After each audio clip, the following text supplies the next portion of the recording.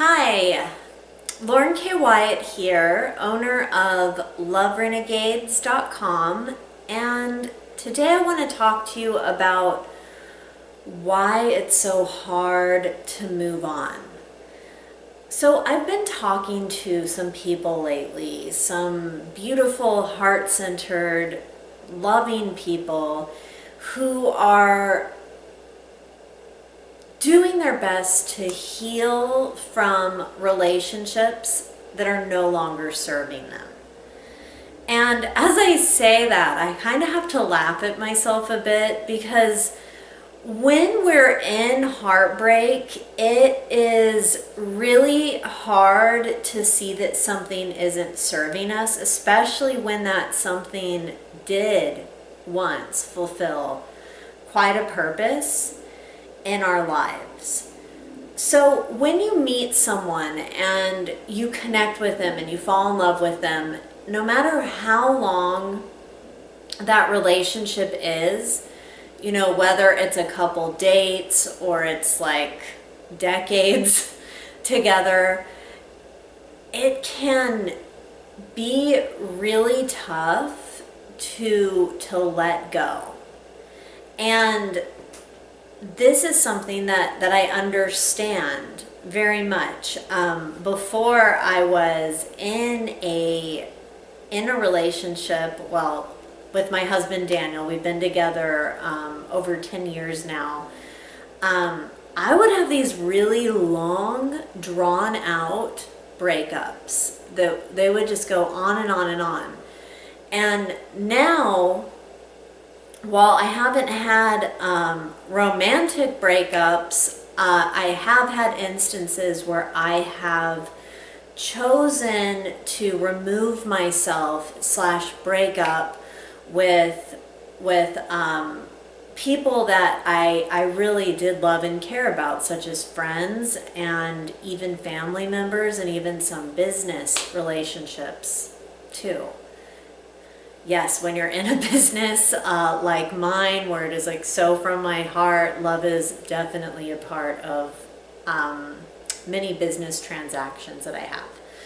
Okay, so that tangent aside, it can be really, really tough to move on. And I want to talk about why that is, because I do feel that if we can kind of connect with why it is that we're doing something, and if we can see that something doesn't really line up or make sense, it's easier for us to allow ourselves the space for something new.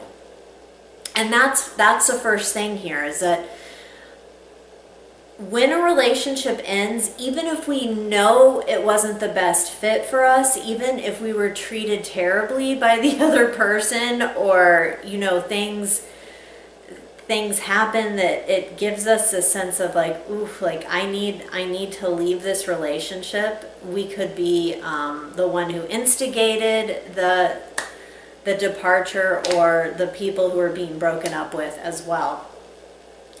Even if we know it's good that it's happening on some level, it feels just the opposite. And a big thing is because we can feel disjointed. It's like a part of our lives that, for whatever moment in time it was, days or years, is now ending, and that can be very disjointing.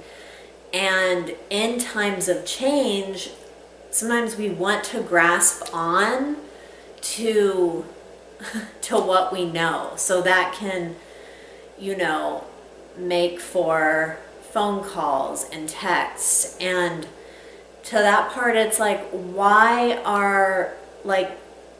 is your motivation if you're the person who is like reaching out to the person that you're trying to move on from?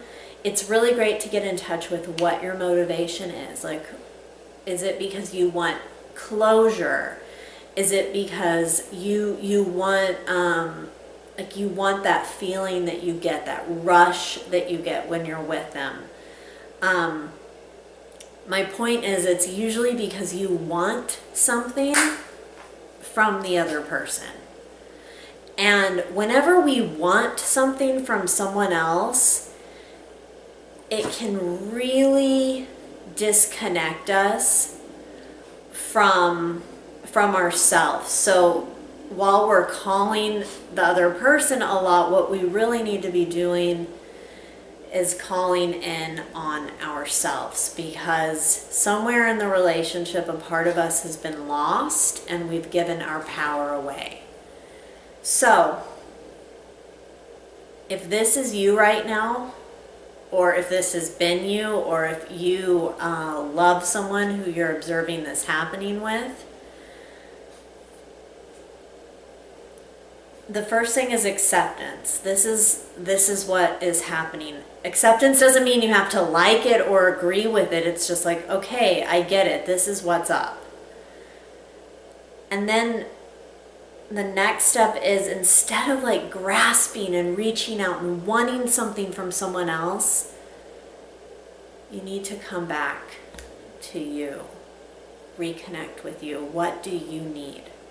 And you may think that you need for someone to tell you that they're sorry, or to tell you that they want you back, or that you need the satisfaction of telling someone off.